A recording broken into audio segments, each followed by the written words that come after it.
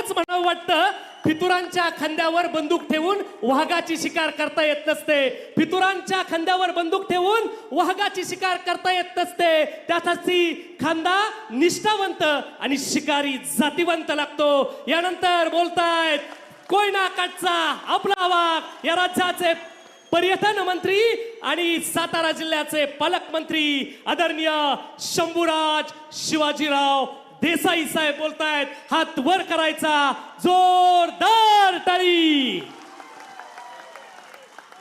आजच्या शिवसेनेच्या सातारा जिल्हा सभेसाठी जिल्हावासियांना मार्गदर्शन करण्यासाठी आणि स्थानिक स्वराज्य संस्थांच्या निवडणुकीमध्ये जे प्रचंड यश जिल्ह्यामध्ये शिवसेनेला मिळालं, त्या शिवसेनेच्या सर्व नवनिर्वाचित सन्माननीय सभापती, उपसभापती, नगराध्यक्ष, जिल्हा परिषद सदस्य, पंचायत समिती सदस्य आणि नगरसेवक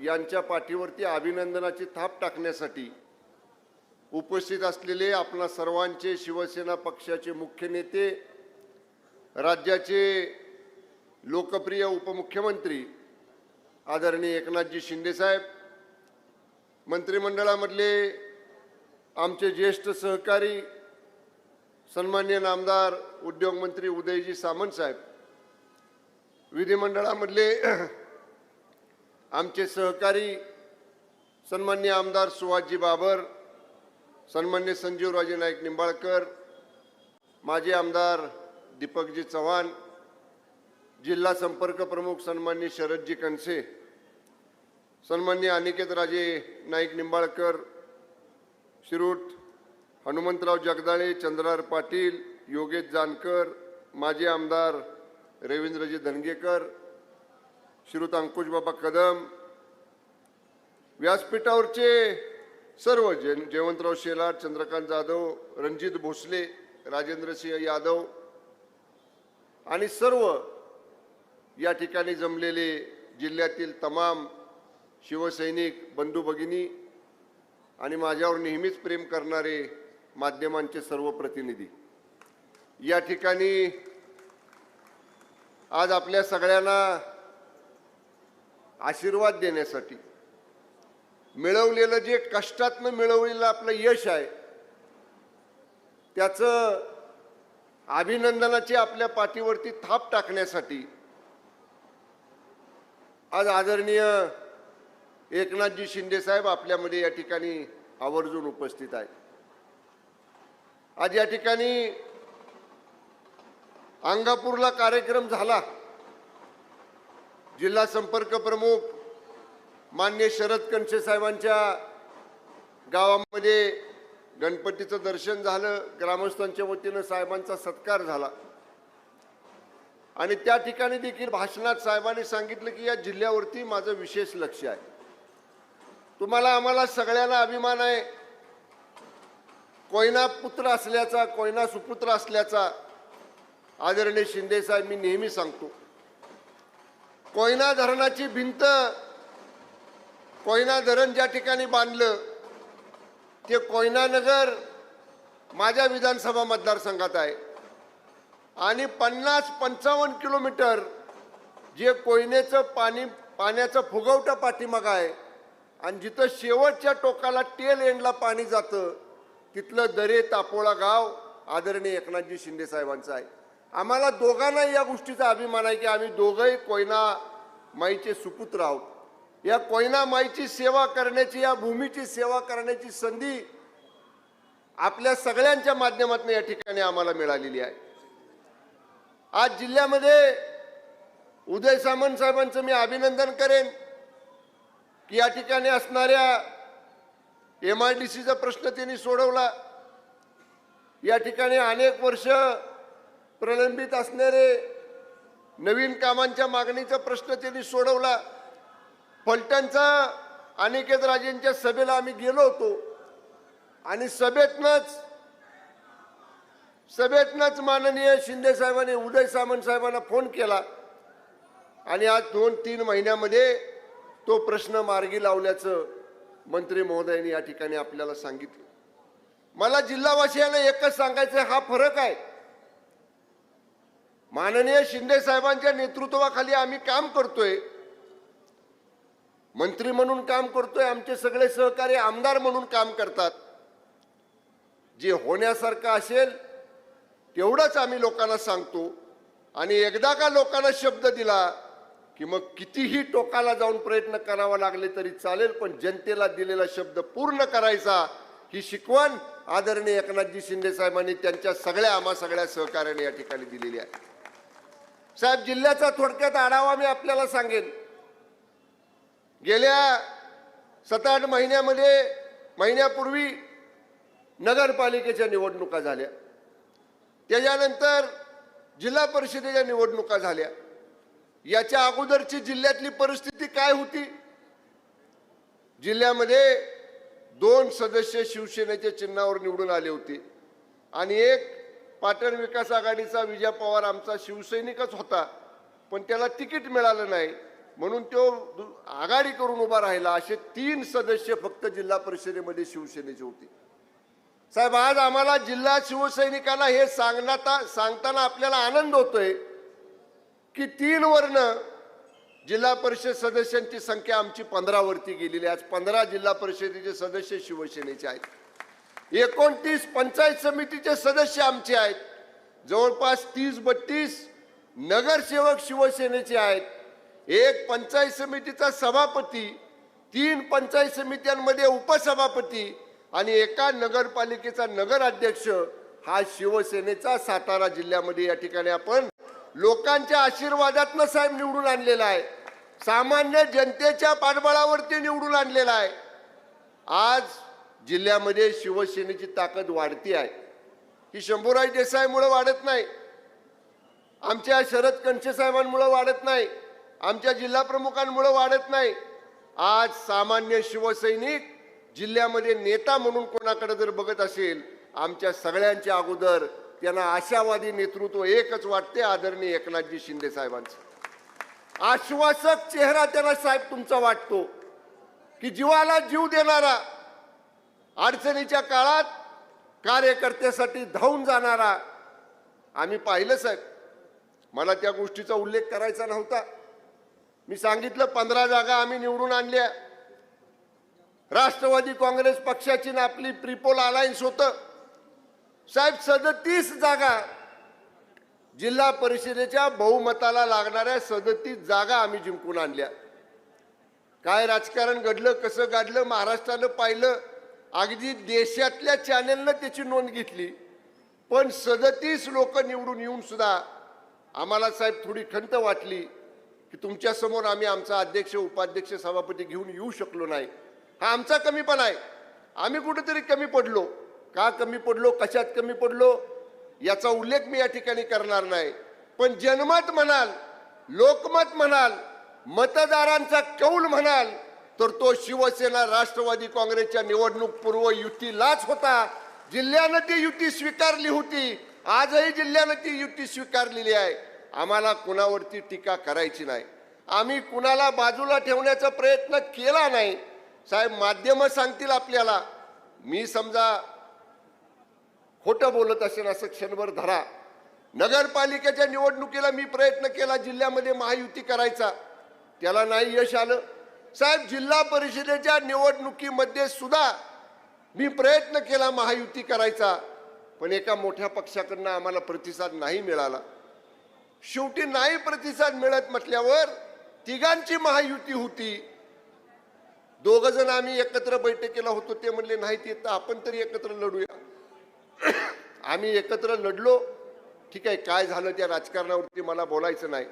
पण माझ्यावर जो प्रसंग आला विधानसभेमध्ये, उपमुख्यमंत्री पदाच्या पदावर असताना सुद्धा साहेबांचं विधानसभेतलं भाषण जर तुम्ही ऐकलं असेल तर स्वतःच्या एका मंत्र्यासाठी वेळ प्रसंगी प्रखर भूमिका विधानसभेत मांडणारा नेता म्हणून कोण असेल तर आदरणीय एकनाथजी शिंदे साहेबांनी प्रकारपणाने विधानसभेमध्ये मांडलं की अशा पद्धतीनं होणं योग्य नाही. मी एक का उदाहरण दिलं, आपल्या सहकार्यासाठी धावून जाणारा, आपल्या सहकार्यासाठी वेळ प्रसंगी सर्व ताकदपणाला लावणारा नेता आज शिंदे साहेबांच्या रूपाने आपल्या जिल्ह्याला या ठिकाणी मिळालेला आहे. साहेब, जिल्ह्याच्या खूप अपेक्षा आपल्याकडे नाहीत.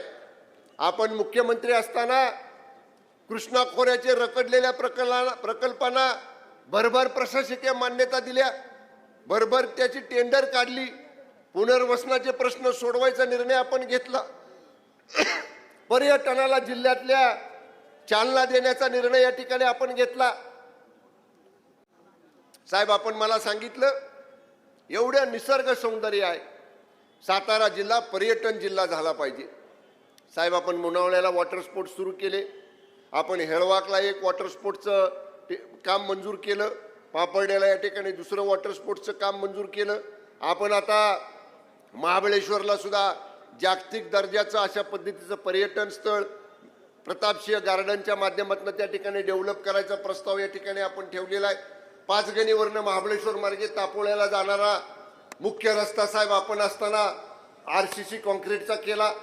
मागच्या कांदा खोऱ्यामध्ये महाराष्ट्रात नाही, या 8-10 राज्यांमध्ये नसतील एवढे दर्जेदार सीलिंग सारखे पूल आज कोयना बॅकवॉटरच्या कांदा खोऱ्यामध्ये या ठिकाणी आदरणीय शिंदे साहेब मुख्यमंत्री असताना त्या ठिकाणी मंजूर झाले. त्याची कामं सुरू आहेत. 4-6 महिन्यामध्ये ती सुद्धा कामं या ठिकाणी पूर्ण होतील.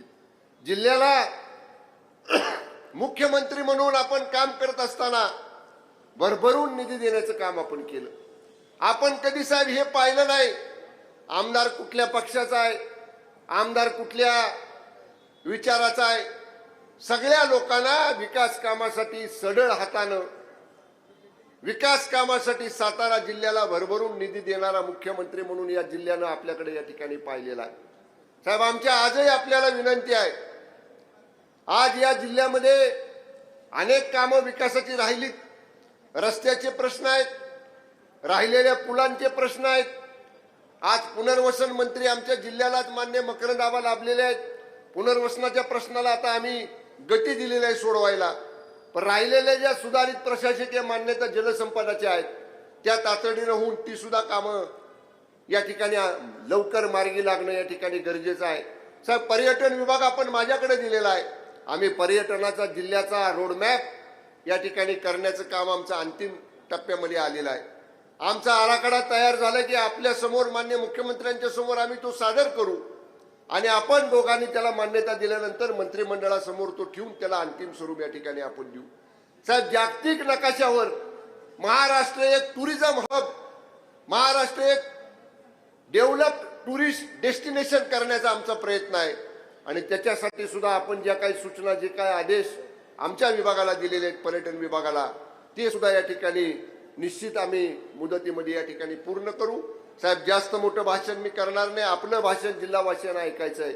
पण जिल्ह्याचा पालकमंत्री म्हणून 2022 सालापासून काम करताना मी नेहमीच सामान्यातल्या सामान्य शिवसैनिकाला बरोबर घेऊन काम करण्याचा या ठिकाणी प्रामाणिक प्रयत्न केलेला आहे.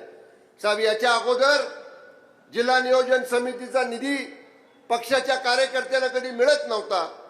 पण महायुतीच्या सरकारमध्ये 2022ला आपण मला पालकमंत्रीपद दिलं. दुसऱ्यांदा 2024ला या जिल्ह्याचं मला पालकमंत्री केलं. साहेब, प्रत्येक महायुतीतल्या घटक पक्षाच्या आणि शिवसेनेच्या सुद्धा पदाधिकाऱ्याला विकास कामासाठी निधी उपलब्ध करून देण्याचं काम या सातारा जिल्ह्यामध्ये शिवसेनेचा पालकमंत्री म्हणून या ठिकाणी मी केलेला आहे. इथून पुढे सुद्धा अशाच पद्धतीनं विकास कामांचा निधी देताना सगळ्या लोकप्रतिनिधींना सगळ्यांना बरोबर घेऊन या जिल्ह्याची वाटचाल एक प्रगतिशील जिल्हा म्हणून निश्चितपणाने या ठिकाणी आम्ही आपल्या नेतृत्वाखाली करण्याचा प्रयत्न करू. साहेब, पक्षाची ताकद मी आता सांगितलं, एवढे सदस्य निवडून आले म्हणजे खूप झालं असं नाही. याहीपेक्षा जिल्ह्यात पक्षाची ताकद आम्हाला वाढवायची आहे. जिल्ह्यात पक्षाला अधिक बळ आम्हाला द्यायचं आहे. अधिक सामान्य लोकांपर्यंत आपली शिवसेना, हिंदुहृदय सम्राट स्वर्गीय शिवसेना प्रमुख बाळासाहेब ठाकरे साहेबांना, धर्मवीर आनंद दिघे साहेबांना अभिप्रेत असणारी शिवसेना ही डोंगर दऱ्यात, कड्या कपाऱ्यात, वाडी वस्तीत, वाड्या तांड्यावर पोहोचवण्याचं काम आपल्या नेतृत्वाखाली या जिल्ह्यामध्ये आम्हाला करायचं आहे.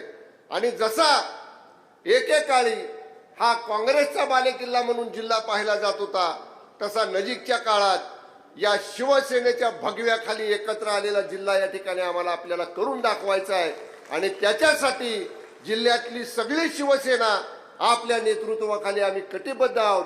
निश्चितपणे आम्ही ते करू एवढा विश्वास व्यक्त करतो आणि पुन्हा एकदा या निवडून आलेल्या सदस्यांच्या पाठीवर थाप टाकण्यासाठी, शाबासकीची थाप टाकण्यासाठी व्यस्त कार्यक्रमातनं देखील आपण आलात, त्याबद्दल सातारा जिल्ह्यामध्ये आपलं स्वागत करतो. आपण आल्याबद्दल आपले आभार मानतो आणि थांबतो. धन्यवाद. जय हिंद, जय महाराष्ट्र. धन्यवाद. धन्यवाद साहेब. कितीही परिस्थिती बदलली तर मी थांबणार नाही. शिवसेनेचा शिवसैनिक मी आहे, असाच पुढे तर चालत राहणार आहे.